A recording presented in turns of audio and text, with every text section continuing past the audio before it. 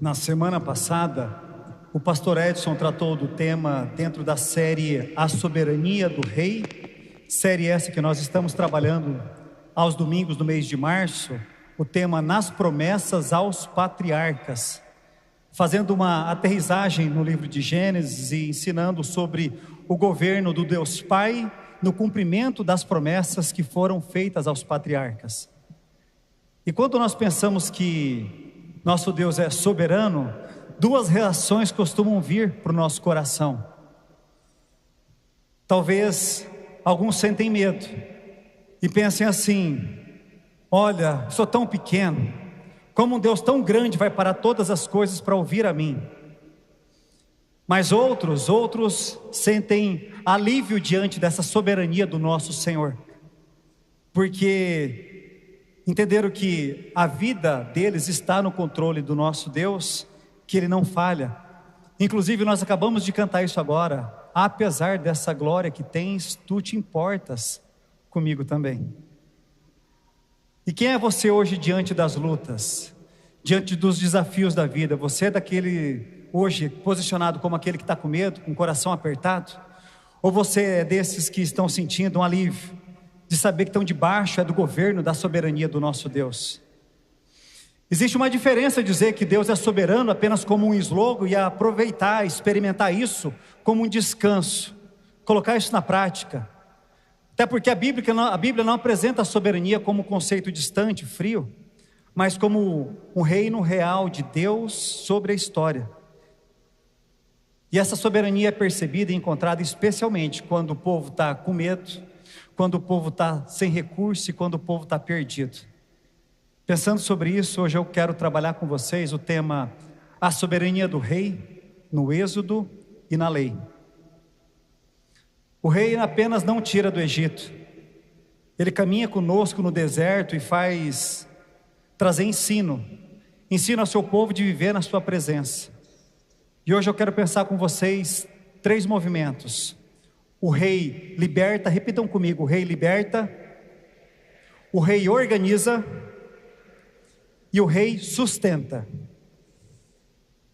Na semana passada, quando o pastor Edson trabalhava a respeito das promessas feitas aos patriarcas, ele chegou até ao último patriarca, até a Jacó. Jacó, o qual inclusive ele teve 12 filhos, que culminaram nas 12 tribos de Israel. Mas um dos filhos de Jacó, ele teve um papel muito significativo, um papel de muito destaque, que não dá para deixar de mencioná-lo, que foi José, sobre o qual veio a provisão de Deus num tempo de severa fome e severo peso sobre o povo naquele tempo. E hoje nós vamos partir da nossa história, continuando a respeito dessa história de José. Essa fase da lei do deserto atravessa o Êxodo e se desenvolve especialmente em Levítico, Números e também em Deuteronômio. Levítico vai organizando a vida santa, vai organizando o culto, e Números vai narrando a peregrinação do povo de Deus no deserto e também como Deus cuidou para trazer ordem ao acampamento. E Deuteronômio vai finalizando, reafirmando essa aliança de Deus com o seu povo. E a soberania do rei no Êxodo e na lei. E o primeiro ponto que eu quero pensar com vocês: o rei é soberano para libertar. José, após ter tornado por meio da ação poderosa do Senhor o segundo homem do Egito, ele cuidou do seu pai, mas também cuidou de todos os 70 que haviam ido para o Egito, compondo então a grande família de José, e ele cuidou desse povo todo. Deus fez grandes coisas por meio da vida desse servo dele. E depois que José faleceu e também toda a geração que o acompanhava também faleceu, os filhos de Deus se multiplicaram muito a ponto de se encherem toda a terra. No primeiro capítulo do livro do Êxodo, registra que a terra se encheu dele. Deus fez com que o povo hebreu se tornasse um grande povo. Mas deste tempo, levantou-se um faraó que não conhecera a José, e ele temeu o povo hebreu, porque eram mais numerosos que os egípcios. Sabe o que aconteceu a partir de então? Pronto. O povo de Israel estava então escravizado no Egito, a ponto de Faraó mandar matar todo bebê do sexo masculino que nascesse dos hebreus. Mas mesmo com o decreto de Faraó, teve uma mãe que se posicionou. Uma mãe que falou: não vou levar meu filho para ser entregue não, prefiro esperar no meu Deus. Pegou o bebê, colocou ele dentro de um cesto, e esperando de uma providência do alto, do céu, lançou esse bebê no rio Nilo, e ficou aguardando. E uma família diante da presença de Deus, a irmã foi acompanhando aquele cesto, esperando que algo acontecesse da parte do Senhor, e louvado seja Deus, porque algo aconteceu. A filha de Faraó viu o cesto, se compadeceu-se daquela situação, enquanto descia a criança no Nilo, e certamente essa criança chorava. É bem provável que só por isso que chamou a atenção dessa mãe. E numa dessas viradas que só Deus consegue escrever, a própria mãe do bebê é quem é chamada para cuidar dele, a própria mãe do bebê é chamada para dar de mamar para esse bebê. E aí Moisés cresce entre dois mundos. Moisés cresce criado na casa, no palácio do opressor, mas cresce também marcado pela identidade do povo que naquele tempo, naquele momento estava sendo oprimido. Agora adulto, Moisés ele vê de perto a opressão, o castigo, e aí ele no impulso, ele na busca de defender um hebreu, ele o mata. E no dia seguinte ele percebeu que esse fato havia se espalhado, essa notícia tinha se tornado pública, e ele corre para as terras de Midian.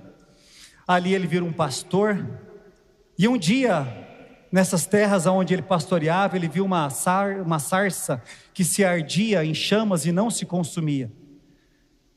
E aí Moisés então ele se aproxima, e Deus se apresenta como o Deus dos pais dele.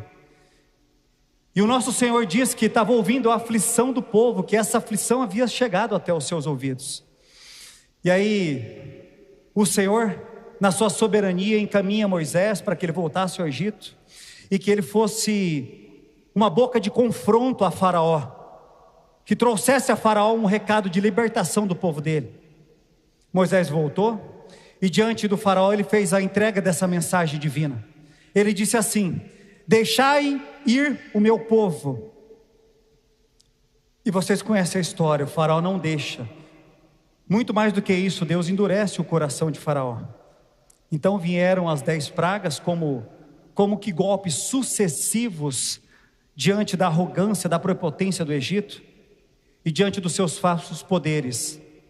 10 pragas: águas em sangue, rãs, piolhos, moscas, pestes nos rebanhos, feridas, granizos, gafanhotos, trevas e por fim, a morte de todos os primogênitos. O interessante é que cada praga tinha um significado, cada uma dessas pragas havia uma mensagem delas embutida para Faraó, para os deuses de Faraó, e essa mensagem, vou dizer para vocês que era algo que estava subliminar. Tem até uma tela que foi trabalhada para mostrar para vocês, aonde traz a ideia de cada praga, de cada juízo correspondente e dos prováveis deuses do Egito que seriam alvos por meio daquela praga. Mas para termos uma ideia, eu gostaria só de exemplificar, olhar 3 pragas junto com vocês, para a gente perceber que havia sim uma mensagem, um recado do Senhor ao paganismo do Egito. Mas todas as 10 pragas tinham uma mensagem. A primeira praga que eu quero pensar com vocês é quando foi transformadas as águas do Nilo em sangue. O Nilo, ele era o coração do Egito. Quando as águas se transformaram em sangue, a mensagem, ela era profunda, era uma mensagem forte. Estava dizendo que aquilo que sustentava a vida do Egito poderia sim, e estava sendo tocada por Deus. Os possíveis deuses atingidos eram Ap, ligado ao Nilo, e Quinum, associado às nascentes. Segunda praga, para ilustrar para vocês das mensagens que haviam do Senhor ao povo egípcio. A praga das rãs. As rãs se multiplicaram de forma absurda. As rãs estavam nos dormitórios, nos leitos, nas camas, nos fornos, nas cozinhas, nas amassadeiras. As rãs estavam em todo lugar. Uma rã não incomoda ninguém, mas aos seus milhares incomoda todo mundo, quer você tenha medo de rã, quer não tenha medo de rã. Tem uma história muito boa nisso, outro dia eu conto. Bom, algo antes que era ligado à fertilidade, segundo a crença religiosa egípcia, as rãs, se tornou um sinônimo de incômodo e de humilhação. A possível deusa egípcia atingida foi Eguete, que era associada à fertilidade, tinha uma cabeça de rã. Terceira praga, morte dos animais. Os rebanhos sofreram grande perda, foram afetados o bolso dos egípcios. E também nesse tempo, tiveram grandes perdas no sentido de trabalho, de produção, transporte, alimento. E os possíveis deuses atingidos foi Ator, ligado ao gado e à maternidade, e Apis, o touro sagrado. Cada passo ficava mais claro que quando Deus quer libertar, nenhuma estrutura de opressão consegue se sustentar para sempre. Mas após o advento da última praga, da morte dos primogênitos, que abalou as estruturas sociais, emocionais e familiares do Egito, a Páscoa então foi instituída, na noite decisiva da libertação. Me permita abrir um parênteses, por favor. Vamos falar sobre a Páscoa. Então, para escapar da 10ª praga, da morte dos primogênitos, que seriam ceifados por meio do envio do anjo da morte, o povo de Deus em cada casa deveria separar um cordeiro, sem defeito, e no tempo determinado deveria sacrificá-lo e aspergir sobre o umbral da porta, como você pode ver retratado nessa imagem. A lógica da Páscoa era uma lógica substitutiva. Em vez de morte dentro da casa, a vida do primogênito seria poupada, porque outra vida, representada então pelo carneiro, seria entregue. O sangue, ele simbolizava isso. O cordeiro não era só morto, o cordeiro era comido, e era comido não só uma parte, ele era comido por inteiro. Aquela noite então ela não era apenas um evento religioso, ela era uma refeição de aliança com o Senhor, uma refeição de partida. E ela também era servida com pães sem fermento, que falava de pressa, que falava de separação, temos que ir rápido. Também era servido com ervas amargas, lembrando o peso da escravidão. E a postura, tinha que comer em pé, com sandálias nos pés, com cinto, com cajado, diante da representação que Deus veio para salvar, nos tirando de um lugar e levando para o outro. A gente tem que estar pronto, vestido, arrumado, pronto. Deus manda repetir aquilo como um memorial, de geração após geração. Quando os filhos perguntassem o que significava isso, a resposta seria: foi Deus que nos livrou. Isso significa o livramento que o Senhor trouxe sobre nós, sobre o povo dele. A Páscoa então ela começa a virar uma doutrinação viva, uma história que é contada com sinais, uma história que é contada com mesa, e uma história que é contada com memória. Séculos depois vem João Batista, e ao invés de dizer: eis o mestre, eis um profeta, João Batista diz assim: eis o Cordeiro de Deus que tira o pecado do mundo. Na primeira Páscoa havia um cordeiro em toda a casa, um cordeiro, para afastar o peso da mão de Deus. Mas agora Deus apresenta o cordeiro dele para salvar todo o mundo. Na primeira Páscoa, o juízo era a respeito daquela noite. Na primeira Páscoa, o problema imediato era o juízo que estava para cair naquela noite no povo do Egito. Mas agora, no nosso tempo, o problema que nós enfrentamos é outro. A raiz dos problemas que nós enfrentamos nesse tempo é outro, e ele está em todo lugar. E o nome dele é pecado, que não só é uma opressão externa de um tirano, de alguém de mão pesada, mas é uma escravidão interna que nos separa de Deus. No Êxodo, uma porta marcada separava a vida e a morte. E no Evangelho a separação ela é ainda mais clara, que Cristo é o caminho de Deus para cada uma de nossas vidas.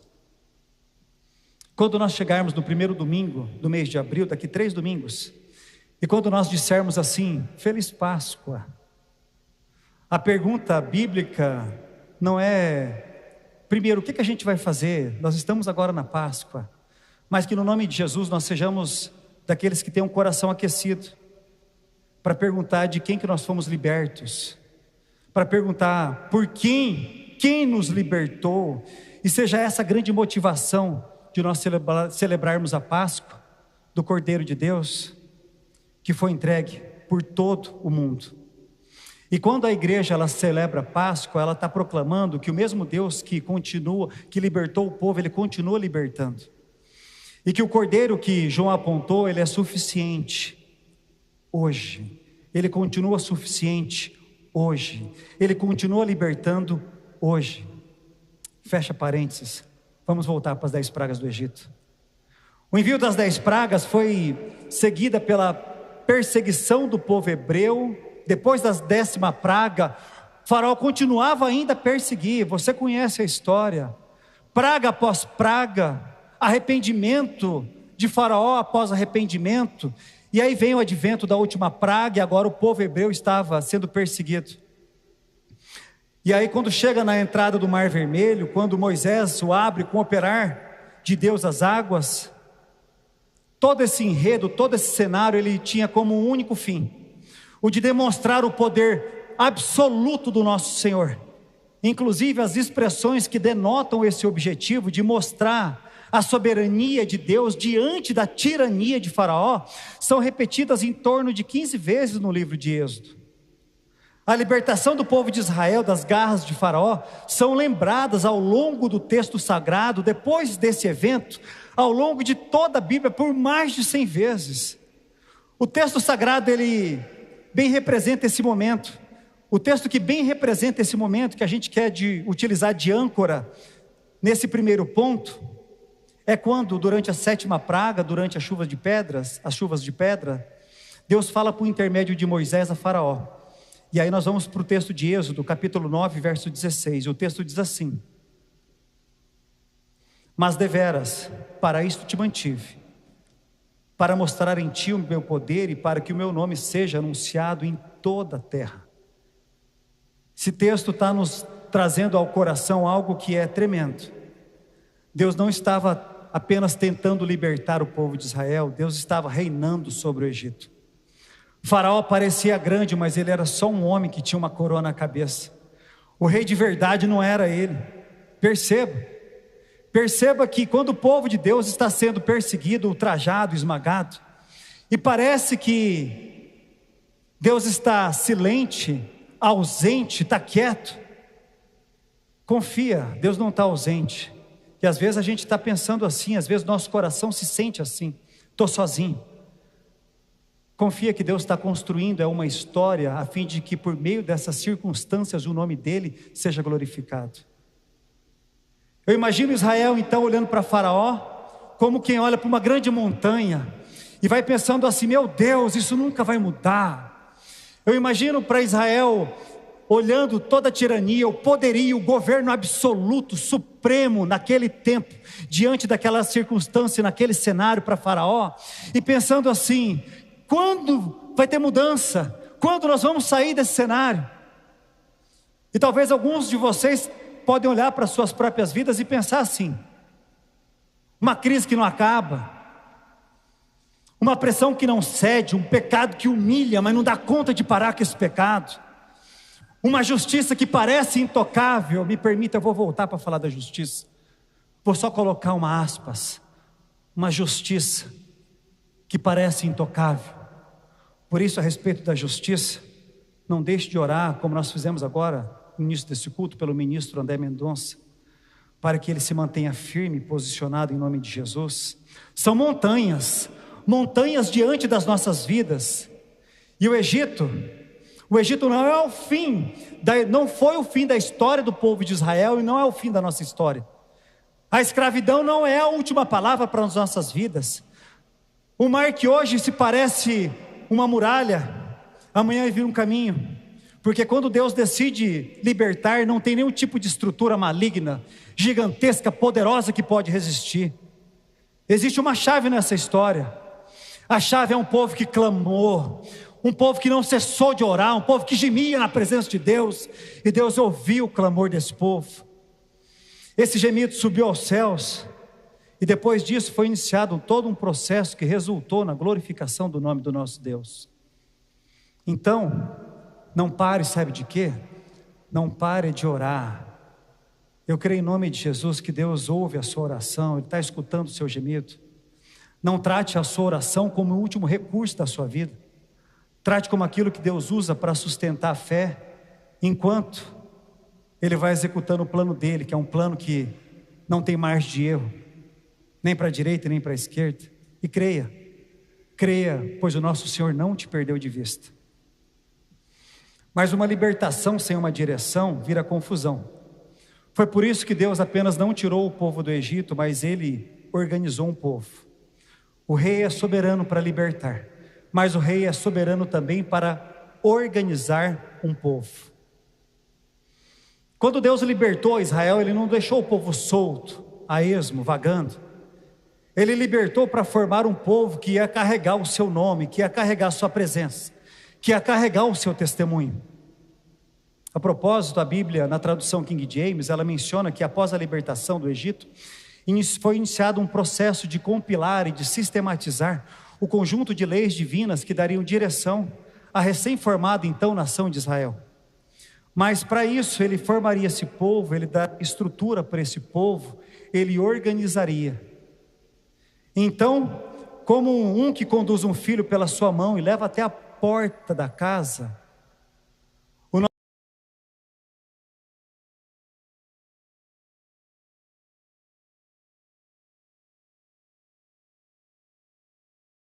momento bonito, percebi que o lugar dá para ficar, não era, sabe,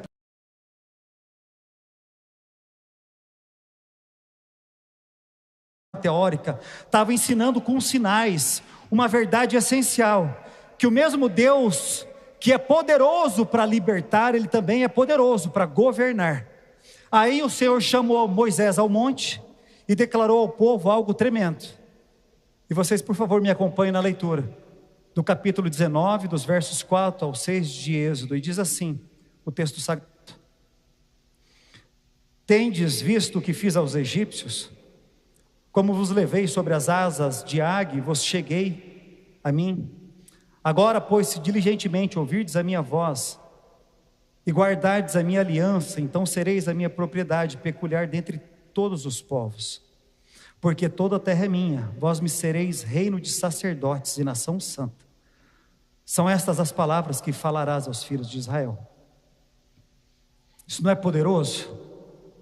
Deus não disse apenas, ei, eu tirei vocês de lá. Deus disse assim, eu trouxe vocês, foi para perto de mim. É o que representa esse vos acheguei a mim. Deus queria andar perto, Ele queria ensinar, Ele queria...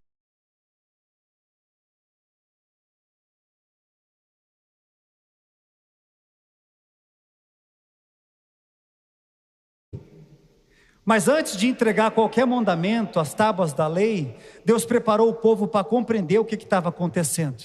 Aí Deus falou a respeito de santificação, falou a respeito de reverência e falou a respeito de limites. Deus estava ensinando.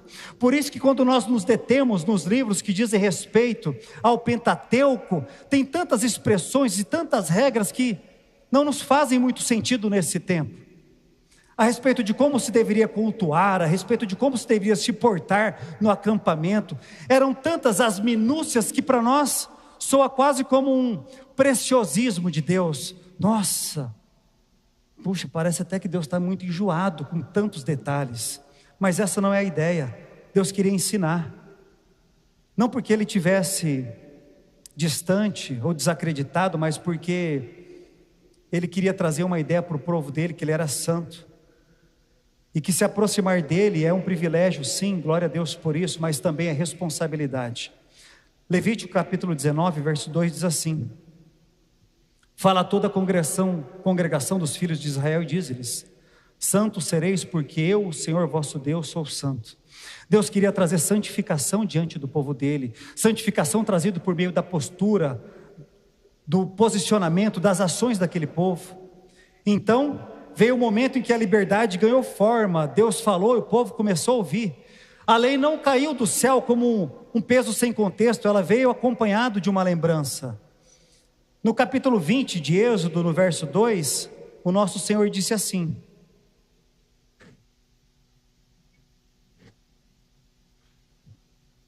eu sou o Senhor, o teu Deus, que te tirei da terra do Egito, da casa da servidão. Isso é importante, primeiro Deus salva, depois Ele vai orientando. A lei ela não servia como uma escada, a lei a respeito não apenas das tábuas da lei, mas tudo aquilo que se deveria fazer enquanto se estava em peregrinação, não era algo para alcançar a salvação, mas era um caminho para se aprender a viver com Deus. Agora, uma vez que o povo já havia sido resgatado, e Moisés então ele novamente sobe ao monte, ali o Senhor entrega as tábuas da lei, os 10 mandamentos, obra de Deus, palavra de Deus, uma aliança com Deus. E aquelas tábuas não eram, como já dito, apenas regras, mas era um sinal que Israel não viveria mais sob o decreto de Faraó, mas agora Israel viveria sobre uma nova ordem, debaixo da condução do verdadeiro rei. E nesse caminho de organização, Deus enviou leis que eram leis cerimoniais e leis morais. Leis morais diziam a respeito do comportamento com o outro. As leis morais, elas revelavam o caráter de Deus, o tipo de estilo de vida que honra o rei. Estava falando de se posicionar com verdade, de se posicionar com justiça, com fidelidade, respeitando a vida, tendo pureza no coração. E essas leis, ele é santo, que a sua aproximação exige um mediador. Aponta para a necessidade de um sacrifício que precisa ser aceito por Deus. Aí novamente, o nosso Salvador, Jesus, entra em cena novamente, pois se fez mediador entre Deus e os homens, e nos deu o livre acesso ao Pai a respeito do seu sacrifício. Glória a Deus por isso, aleluia. Deus apenas não diz, não façam mal, Ele estava ensinando, era como se aproximar, como caminhar com Ele. Mas outro ensinamento que o povo de Deus aprendeu foi a respeito de sacrifícios, e ele aprendeu duas coisas quase que ao mesmo tempo. Primeira coisa, que o pecado custa. A Bíblia não trata o pecado como uma falha técnica, um escorregão, um tropeço, resbalei, pequei. Mas a Bíblia trata como uma ruptura com o Deus Santo. Segunda coisa que foi ensinado a respeito do sacrifício, que depois do pecado Deus ainda provê um caminho. Ele não deixa o povo em desespero, meu Deus, e agora o que eu faço? Mas Ele dá sinais de que uma comunhão, uma vez quebrada pelo pecado, ela pode ser restaurada. Aí entra o sacrifício. John Stott, no livro A Cruz de Cristo, ele traz o ensinamento de que a lei, ela expõe a seriedade, o peso do pecado e a necessidade da substituição. A lei, ela prepara o terreno para que a gente entenda que a cruz é necessária e gloriosa. Se no Êxodo o sangue dos primogênitos salvou da morte, na lei o sacrifício mostra que a culpa ela precisa ser tratada, o pecado ele precisa ser tratado diante de Deus.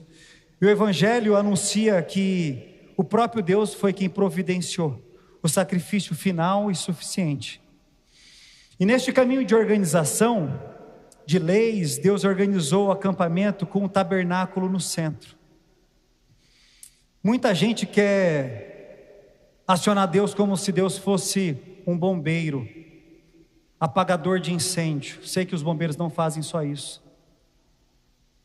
Ou como diria o presbítero José Pivetta, foi dele que eu escutei mais essa expressão, utilizando Deus como um Deus de gaveta.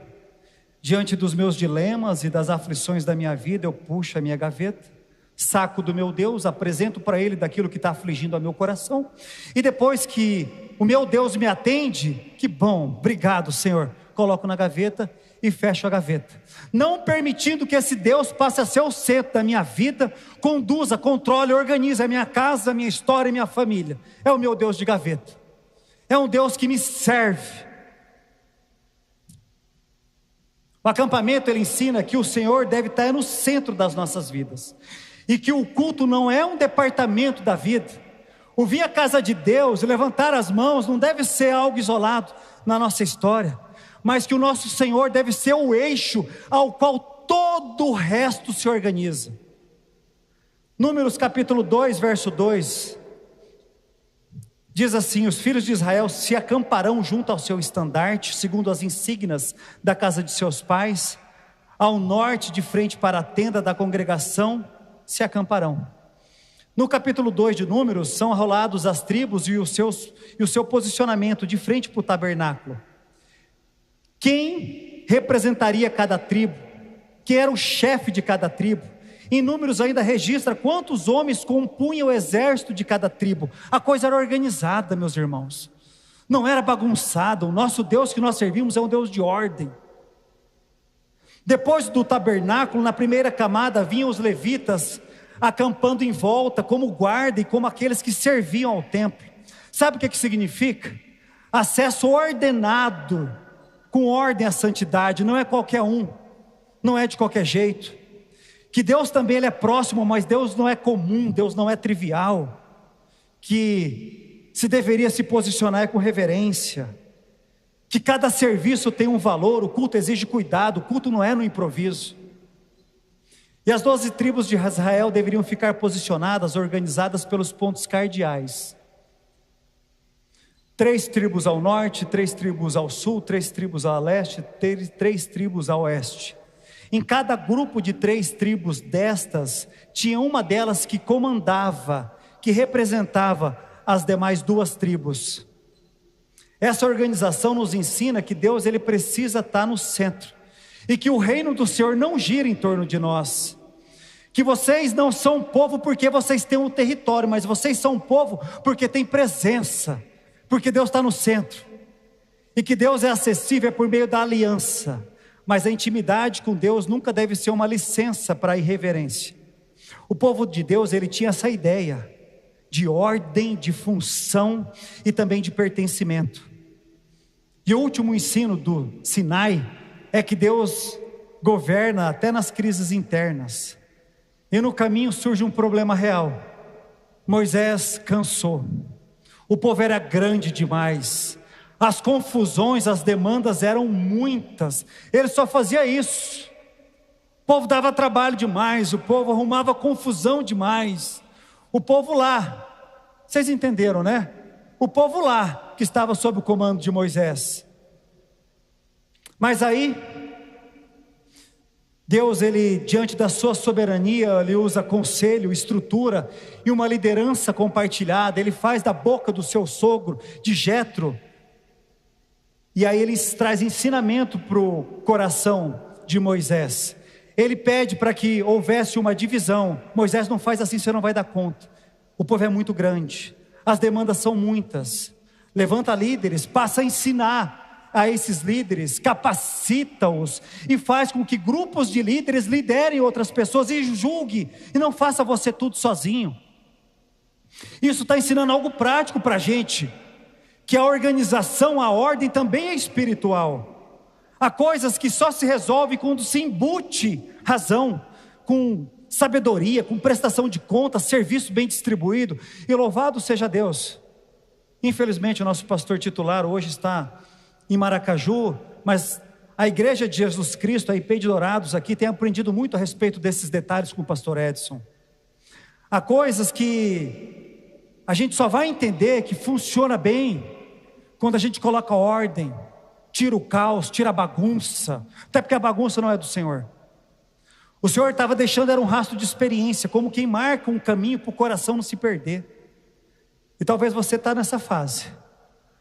Talvez Deus está organizando as coisas por dentro aí do seu coração, mexendo em prioridades, reajustando algumas situações, ou ainda colocando Ele como o centro da sua vida, como Ele fez, se posicionando no centro, o tabernáculo no centro, no meio do povo. Sabe quem está vivendo intensamente isso agora, nesse tempo? Os homens lá no retiro de homens.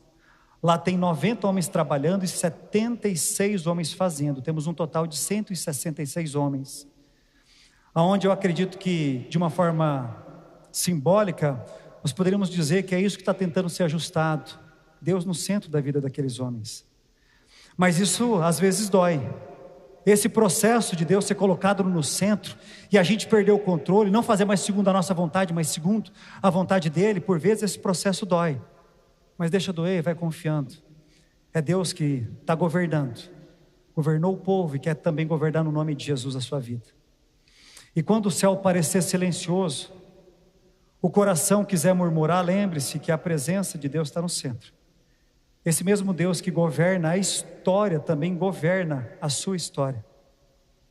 E mesmo com estrutura, com lei, o coração ainda precisa aprender dependência. Aí entra o deserto. Não como um sinal de abandono, ou um sinal de que só tem coisa ruim no deserto, porque é assim que às vezes figuradamente nós falamos. Mas vamos falar a respeito do deserto como uma escola de sustento. Aí nós entramos no nosso terceiro ponto, que o rei é soberano para sustentar. No deserto Deus conduzia ao seu povo de uma forma a não deixar nenhum tipo de dúvida. Não parava a dúvida. Deus estava no comando. Até porque de dia tinha uma nuvem que estava marcando o caminho, e à noite uma coluna de fogo que iluminava a jornada. Essa figura não era assim que funcionava, mas é apenas uma ilustração. De dia tinha a nuvem e à noite uma coluna de fogo. E aí nós resolvemos colocar tudo. Eu acho que os meninos até pegaram isso na inteligência artificial e ficou bonito. Mas a ideia é que à noite tinha coluna de fogo e de dia tinha nuvem. Números capítulo 9, versos 16 e 17, diz assim: assim era de contínuo, era sempre, a nuvem o cobria, e de noite havia aparência de fogo. Quando a nuvem se erguia de sobre a tenda, os filhos de Israel se punham em marcha, e no lugar onde a nuvem parava, aí os filhos de Israel acampavam. Era como se o céu estivesse dizendo ao seu povo todos os dias: vocês não estão perdidos, meus filhos, vocês não estão abandonados, vocês estão sendo conduzidos e eu estou com vocês. Era a presença visível, quase que palpável do Senhor com eles. E no deserto, o povo precisou aprender a respeito de dependência, porque Deus fez brotar água da rocha quando tinha sede, mandou codornizes quando eles estavam reclamando: poxa, não tem carne. Trouxe pão do céu dia após dia, o maná, e deu direção quando não tinha mapa nenhum. O deserto para Israel não foi um erro de rota, é uma escola. Deus não estava apenas levando o povo para uma terra. Sabe o que Deus estava fazendo? Deus estava levando a terra, era para fora do povo. E o deserto, ele faz o que ele sempre fez: ele expõe o coração. O povo então, que era recém-liberto, ainda carregava traços, marcas da escravidão por dentro. Quando faltava água, o povo murmurava. Quando a fome apertava, eles lembravam do Egito, daquilo que se comia no Egito, como se a opressão, a perseguição, a tirania, aquilo tudo pelos quais eles haviam passado, eles tivessem se esquecido, e como fosse apenas um detalhe sobre a vida deles. Como assim? Estavam trocando a presença de Deus, estavam trocando as maravilhas, o sustento, o caminho com Deus, que é poderoso para fazer todas as coisas, diante dos prazeres momentâneos da carne. Era assim que eles estavam trocando. Faltava água, faltava comida, e a boca deles não parava de reclamar. No capítulo 16, no verso 12 de Êxodo, tem esse registro, eu quero ler para vocês. Tenho ouvido as murmurações dos filhos de Israel. Fala-lhes dizendo: entre as 2 tardes comereis carne, pela manhã vos fartareis de pão, e sabereis que eu sou o Senhor, o vosso Deus. Interessante que Israel não demorou muito. As pragas que foram enviadas sobre o Egito foram sucessivas. Rápido Israel foi embora debaixo da condução da mão poderosa do Senhor. Mas o Egito, ele não saiu do coração de Israel rapidamente. Mesmo com toda aquela reclamação, ainda assim Deus, cumpridor de promessas, Deus que não mente, honrou a sua palavra. Mas por vezes, quando eu me detenho nesse texto e começo a ler a respeito da peregrinação do povo de Israel, Eu vejo que é um povo que dá até desgosto, que povo reclamão, que povo ruim de lidar. Do tipo de povo que fica reclamando de barriga cheia.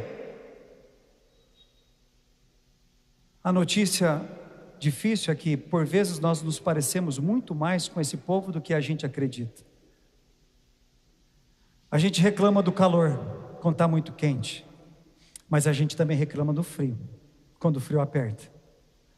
A gente reclama quando não está chovendo, mas quando chove muito, a gente também reclama. A gente reclama quando tem muito serviço, mas se a gente tiver pouco serviço, a gente também reclama. A gente reclama quando não tem carro. Deus me dá um carro, aí Deus manda o carro, mas Deus, o carro não para de quebrar. A gente reclama. Por vezes a gente é assim, reclama de tudo. Reclama da comida, do tipo daquilo que Deus nos conferiu, daquilo que Ele nos trouxe. Deus está sustentando, está cuidando, e a gente está reclamando.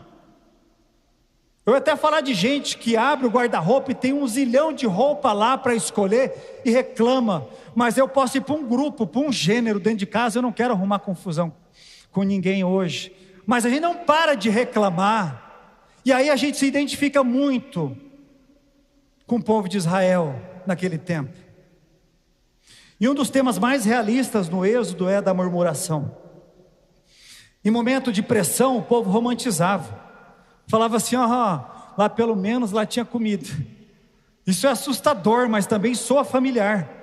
Quando a fé vai se cansando, a escravidão parece ficar confortável. E aqui está o ponto, que o Egito não é só um lugar geográfico. O Egito não é só um posicionamento do mapa, o Egito também pode ser um jeito de pensar. É a memória seletiva que vai dizendo assim: antes eu tinha menos paz, mas eu tinha mais controle. Antes eu tinha menos Deus, mas agora eu tenho menos confronto. Poxa, sou confrontado toda hora, faz isso, não faz isso. Antes eu era um escravo, mas pelo menos eu sabia o que ia acontecer. Tem gente que Deus já libertou do Egito, mas ainda negocia com velhos hábitos, com velhas práticas, velhas desculpas, flerta com o passado. Tem gente que saiu do Egito, mas deixou o Egito virar saudade. E saudade ela vira desobediência. Tem gente que foi liberta por Deus, mas ainda tenta viver sem depender de Deus, na sua autossuficiência. Por isso o deserto não é um castigo sem sentido. O deserto é escola, o deserto é tratamento. Deus sustenta o corpo com o pão do céu, o maná, mas está também tratando a alma com uma lição mais profunda. Vocês não vivem só do que vocês conseguem fazer e produzir. Vocês vivem do que Deus disse, do que Deus dá. É isso que significava o maná. Não é pela força do seu braço que você vai ser sustentado pelo que você vai comer, mas vai ser do que eu dou em nome de Jesus. Deuteronômio capítulo 8, versos 2 e 3 diz assim: recordar-te-ás de todo o caminho pelo qual o Senhor, o teu Deus, te guiou ao deserto esses 40 anos, para te humilhar, para te provar, para saber o que estava no seu coração, e se guardarias ou não os seus mandamentos. Ele te humilhou e te deixou com fome, e te sustentou com maná, que tu não conhecias, nem os teus pais o conheciam, para te dar a entender que nem só de pão viverá o homem, mas de tudo que procede da boca do Senhor viverá o homem. E o mais lindo é que a presença de Deus, ela não era um evento de domingo, era um sinal diário. Tinha nuvem, tinha fogo, tinha parada, tinha recomeço. O povo aprendia uma espiritualidade simples, mas poderosa. Era um dia de cada vez, era uma porção de cada vez, era uma obediência de cada vez. Então deixa eu apresentar isso para o nosso coração hoje. Talvez você esteja no deserto e diante das aflições está pensando: Deus, o Senhor me esqueceu.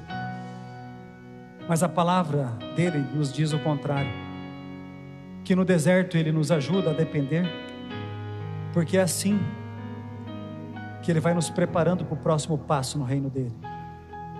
O rei não está sustentando você apenas para você aguentar.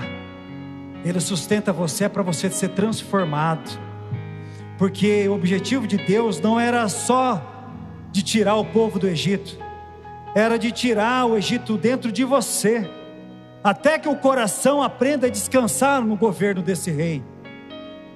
E é aqui que a estrada do Egito, da lei e do deserto aponta para alguém maior do que Moisés, maior do que o maná, maior do que a rocha.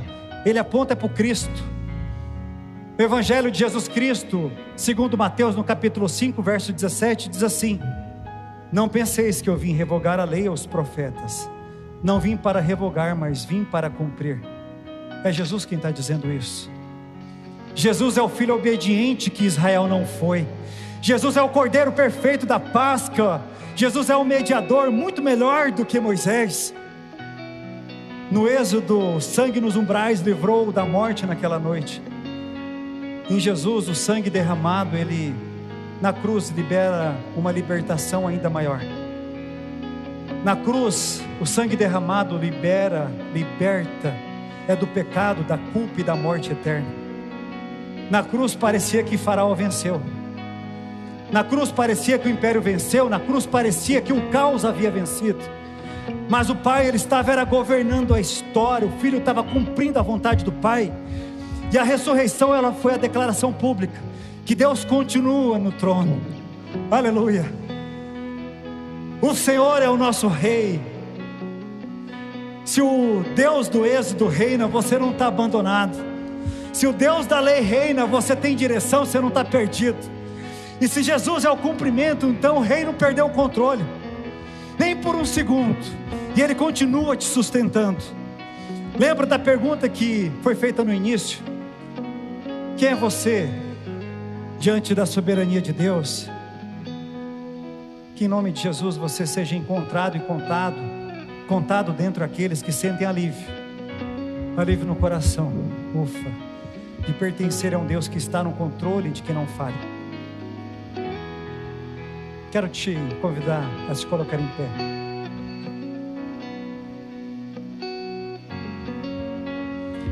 Talvez essa palavra ela chegou no seu coração, e essa palavra talvez te encontrou em dias de perseguições, dias difíceis, dias apertados, talvez se sentindo no verdadeiro Egito, e com o opressor na sua batida. Ou ainda, talvez você está se sentindo ser organizado por dentro, e que Deus no centro do acampamento da sua vida tem trazido dor e desconforto, novas leis, novas regras. Ou ainda você está lutando nos desertos dessa vida difícil, e está precisando descansar no governo do Rei. Enquanto nós cantamos, eu quero que você venha à frente, dê um passo de fé, deposita as aflições, o não saber do dia de amanhã, deposita, seja agradecido, para de murmurar, dá um passo de fé, vem à frente, entrega todo tipo de deserto que você tem lutado e enfrentado ao governo desse Rei que é soberano e é poderoso para fazer. Enquanto nós cantamos, eu faço um convite para você, vem à frente.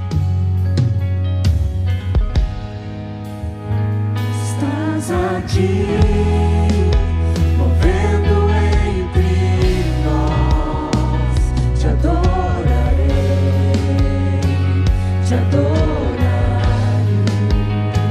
Estás aqui, operando destinos, te adorarei, te adorarei. Estás aqui, operando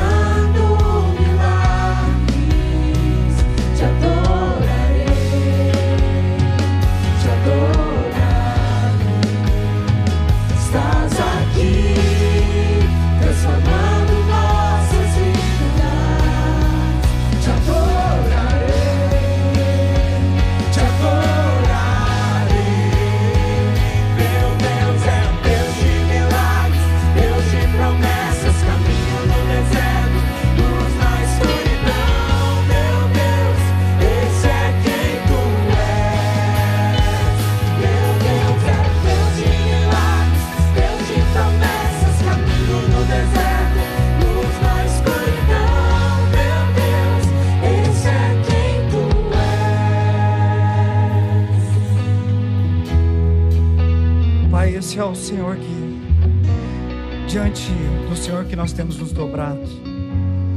Muito obrigado, Deus, pela essa palavra que chega no nosso coração. Muito obrigado, Senhor, porque a gente não está sozinho diante das lutas e das aflições dessa vida.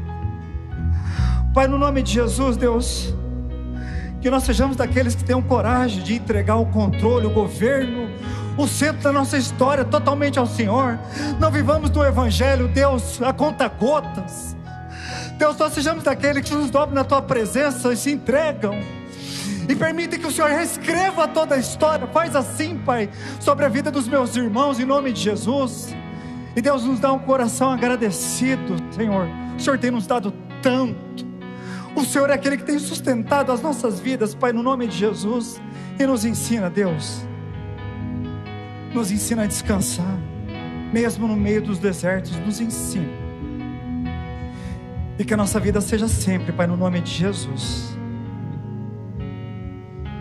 um sinal de que o Senhor não abandona, um sinal de que o Senhor é poderoso para fazer. E que o nome do Senhor seja sempre colocado, Pai, no lugar em que Ele sempre deve estar. É acima de todo nome, no nome de Jesus. Amém. Você pode, por favor, voltar para o seu lugar.